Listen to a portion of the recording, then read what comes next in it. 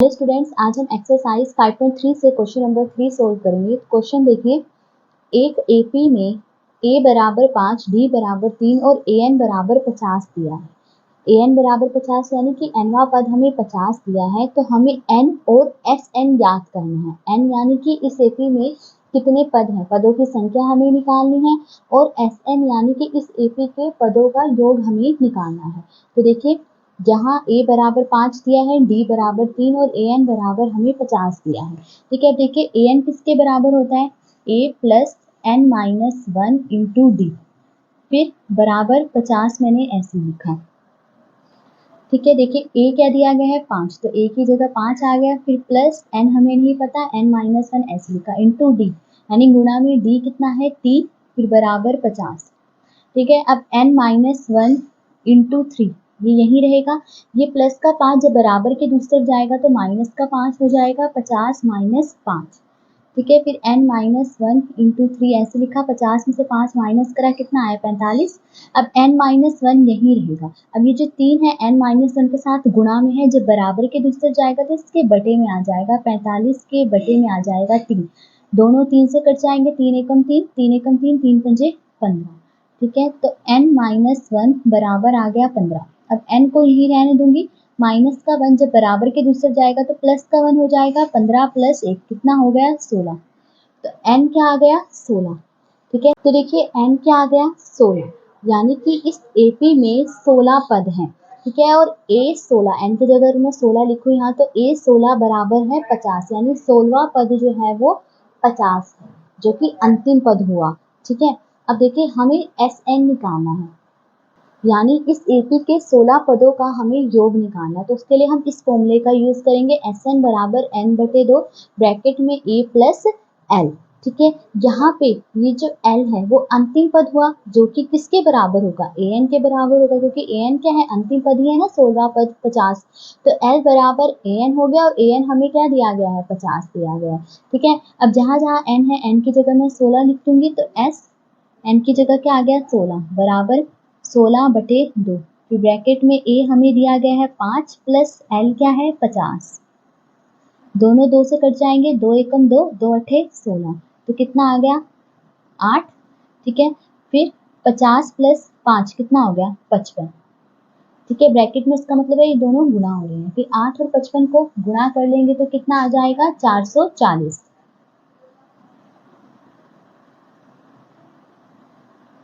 ठीक है, तो हमने Sn निकाल दिया, या कह लीजिए 16 पदों का योग निकाल दिया, कितना आ गया 440।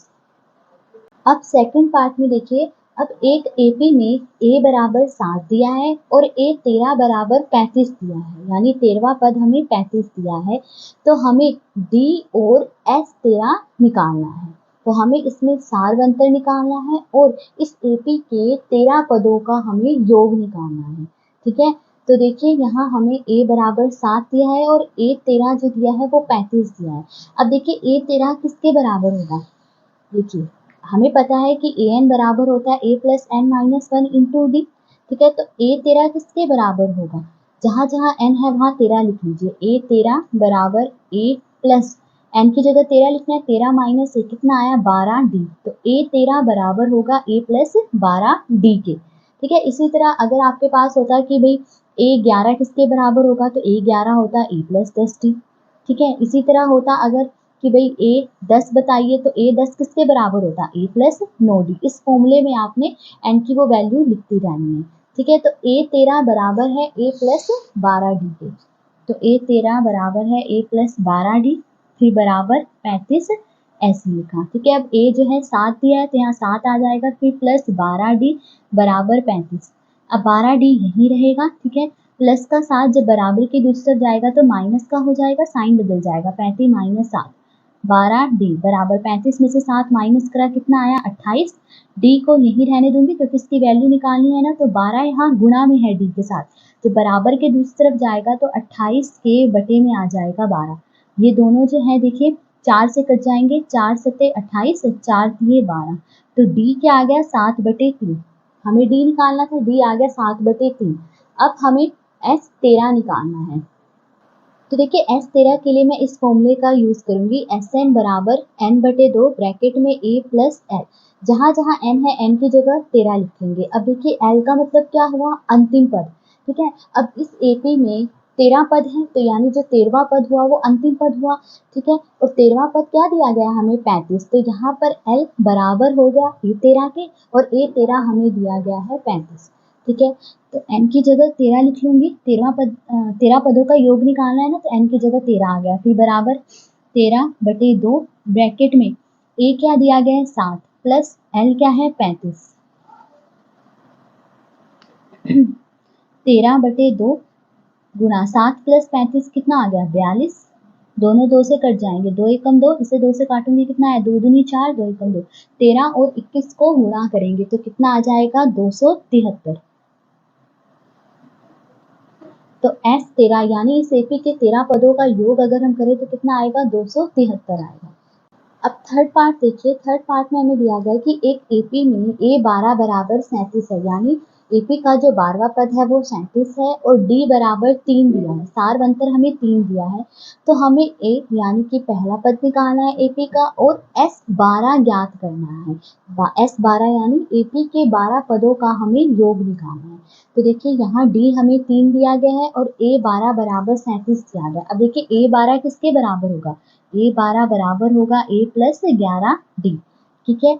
हम कौन से फॉर्मूले का यूज करेंगे, an बराबर A plus n minus 1 into D. इस फॉर्मूले का यूज करते हुए जहाँ n है वहाँ n की जगह मैंने जब 12 रखा तो A12 किसके बराबर आएगा A प्लस 11D के, फिर बराबर 37 ऐसे लिखा, ठीक है। फिर देखिए A तो मुझे नहीं पता तो A मैंने ऐसे लिख लिया, फिर प्लस 11, ठीक है। D क्या दिया गया है 3, तो D की जगह 3 लिख लिया, फिर बराबर 37। A प्लस 11 गुणा 3 कितना आ गया 33 बराबर 37, ठीक है। A की वैल्यू निकालनी है, A यही रहेगा प्लस का 33, जब बराबर के दूसरी तरफ जाएगा तो माइनस का 33 हो जाएगा, साइन बदल जाएगा, तो 37 माइनस 33, 37 में से 33 माइनस करा कितना आया 4, तो A क्या आ गया 4। तो देखिए A तो हमने निकाल लिया 4, अब हमें क्या निकालना है S12। तो देखिए हम इस फॉर्मूले का यूज करेंगे Sn बराबर n/2 ब्रैकेट में A प्लस n। अब हमें S12 निकालना है, ठीक है। तो जहाँ जहाँ n है n की जगह 12 आ जाएगा और L का मतलब क्या हुआ अंतिम पद, ठीक है। इस AP में कुल 12 पद हैं और 12वां पद यानी कि A12 हमें दिया है 37, तो L बराबर हुआ A12 के, ठीक है। और A12 हमें क्या दिया है 37, ठीक है। तो L क्या हो गया 37, तो S n की जगह 12 लिखिए क्योंकि 12 पदों का योग हमें निकालना है, फिर n की जगह यहाँ 12/2। A हमें दिया गया है, नहीं दिया, हमने अभी निकाला था, A कितना आया 4, फिर प्लस L 37 है, दोनों 2 से कट जाएंगे, 2 एकम 2, 2 छके 12, कितना आया 6 गुणा 4 प्लस 37 कितना आ गया 41, 6 गुणा 41 कितना आएगा 246। तो AP के 12 पदों का योग कितना आ गया 246। तो आप चाहे तो यहाँ लास्ट में लिख लीजिए कि अतः A हमारा 4 आया है और S12 जो है 246 आया है। इससे पहले वाले क्वेश्चन में भी आप लिख सकते हैं, ठीक है। अब फोर्थ पार्ट देखिए, फोर्थ पार्ट में हमें दिया है कि एक AP में A3 बराबर 15 है, यानी AP का जो तीसरा पद है वो 15 है और S10 बराबर 125 दिया है, यानी AP के 10 पदों का जो योग है वो 125 है, यानी उस AP में जो है कुल 10 पद हैं, ठीक है। और 10 पदों का योग 125 है, तो हमें इसमें D यानी कि सार बनकर निकालना है और A10 यानी कि 10वां पद यानी इस AP का जो अंतिम पद होगा वो हमें निकालना है, ठीक है। तो अब यहाँ पे A3 बराबर 15 दिया है, ठीक है। अब देखिए A3 किसके बराबर होगा, A प्लस 2D के बराबर होगा, क्योंकि हमें पता है AN बराबर होता है A plus n minus 1 into D. उस फॉर्मूले में n की जगह जब मैं 3 लिखूंगी तो A3 या A3 बराबर आ जाएगा A प्लस 2D के, ठीक है। फिर बराबर 15 ऐसे लिखा, ये एक समीकरण बन गया है, इसे मैं नंबर 1 दे देती हूँ, ठीक है। अब इसके अलावा और हमें क्या दिया है, हमें दिया है कि S10 बराबर है 125।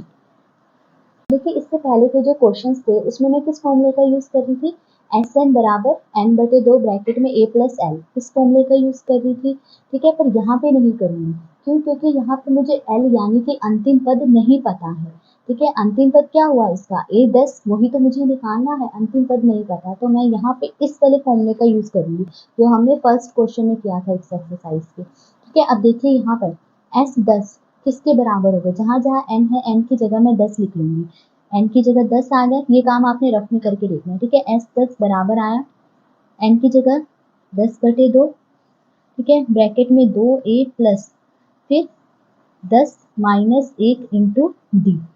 तो S10 जो है इसके बराबर आएगा, तो S10 की जगह मैं ये लिख लूंगी, ठीक है। तो S10 की जगह ये लिख रही हूं मैं 10/2 ब्रैकेट में 2a plus 10 minus 1 into D, ठीक है, और बराबर 125 ऐसे लिख लेंगे, ठीक है। अब देखिए दोनों 2 से कट रहे हैं, 2 एकम 2, 2 पंजे 10, ठीक है। क्या आया 5, फिर ब्रैकेट 2a प्लस 10 में से 1 माइनस करूंगी, कितना आया 9d बराबर 125। इसे मैं यही रहने दूंगी 2a प्लस 9d को। ये जो 5 है इसके साथ गुणा में है, जब बराबर के दूसरी तरफ जाएगा तो 125 के बटे में आ जाएगा 5, ये दोनों 5 से कट जाएंगे, 5 एकम 5, 5 दूनी 10, 5 पंजे 25, कितना आया 25। तो 2a प्लस 9d बराबर है 25 की, ठीक है। ये एक समीकरण बन गया, इसे मैं नंबर 2 दे देती हूँ। अब आप इस पहले समीकरण और इस दूसरे समीकरण को देखिए, यहाँ पे देखिए सिर्फ a है और यहाँ पे क्या है 2a है, तो मैं क्या करूंगी इस पहले वाले समीकरण को 2 से गुणा कर दूंगी, ठीक है। इस सारे को जो है मैं 2 से गुणा कर दूंगी और जो ये दूसरा समीकरण है इसे 1 से गुणा कर दूंगी। तो यहाँ पे मैंने लिख लिया कि समीकरण 1 को 2 से और समीकरण 2 को मैं 1 से गुणा करने पर क्या आएगा।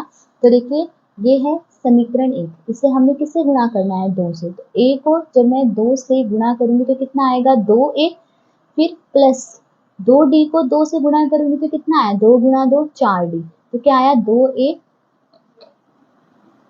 प्लस 4d, ठीक है। फिर बराबर 15 को 2 से गुणा करूंगी तो कितना आ गया 30। तो पहले वाले समीकरण में मैंने सबको 2 से गुणा कर दिया तो ये आ गया, ठीक है। अब समीकरण 2 को किससे गुणा करना है 1 से, तो देखिए इसको मैं सारे को 1 से गुणा करूंगी तो यही आएगा, ठीक है। देखिए 2a को 1 से गुणा करूंगी 2a ही आएगा, 9d को 1 से गुणा करूंगी 9d ही आएगा, फिर बराबर यहाँ 25 ही आएगा।